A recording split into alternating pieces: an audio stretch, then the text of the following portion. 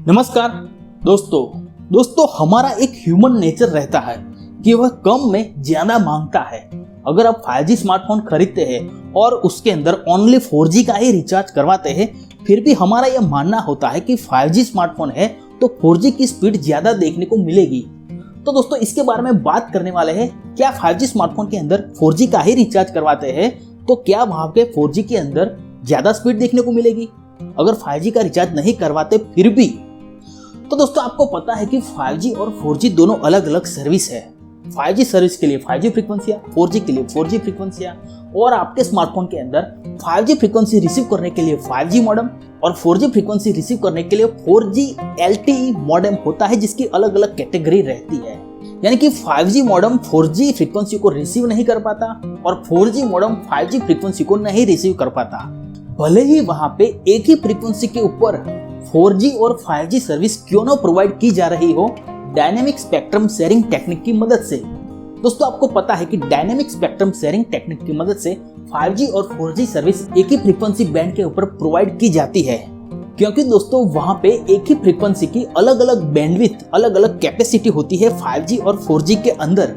यानी कि अगर एयरटेल 1800 के ऊपर 4G और 5G सर्विस प्रोवाइड कर रही है, लेकिन वहां पे 1800 की 5G फ्रीक्वेंसी की जो बैंडविड्थ होगी, जो कैपेसिटी होगी, वह ज्यादा होगी, करीबन 80 mH, करीबन 100 mH यानी कि 100 mH।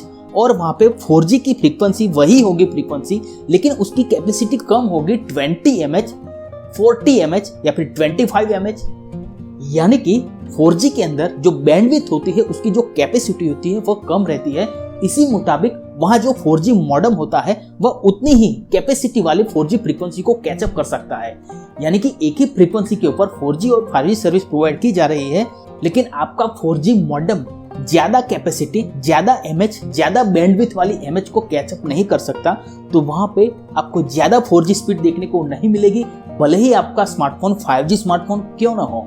और वहां पे 5G सर्विस के लिए उसी फ्रीक्वेंसी के ऊपर उस फ्रीक्वेंसी की कैपेसिटी यानी कि बैंडविड्थ जो होती है वो 100 mH तक, यानी कि ज्यादा MH तक उसकी बैंडविड्थ होती है।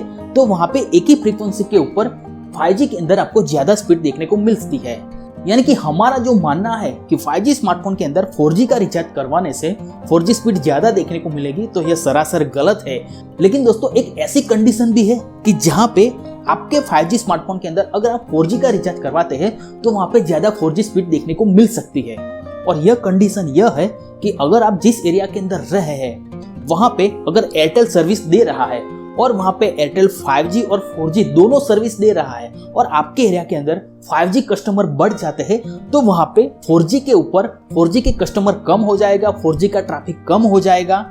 तब अगर आप 5G स्मार्टफोन के अंदर 4G का रिचार्ज करवाते हैं तो वहां पे आपको ज्यादा 4G स्पीड देखने को मिलेगी, क्योंकि वहां पे 4G का ट्रैफिक कम हो चुका है, तो आपको ज्यादा स्पीड देखने को मिलेगी, क्योंकि आपके एरिया के सारे कस्टमर 5G के ऊपर ज्यादा ट्रांसफर हो चुके हैं। लेकिन हमारा जो मानना है कि 5G स्मार्टफोन है तो 4G की स्पीड ज्यादा देखने को मिलेगी, यह बात गलत है। तो दोस्तों आज के वीडियो में इतना ही। अगर आपकी वीडियो पसंद आए तो वीडियो को लाइक कीजिए, शेयर कीजिए और चैनल पर नए आए तो चैनल को सब्सक्राइब कर लीजिए। आभार, धन्यवाद, थैंक यू।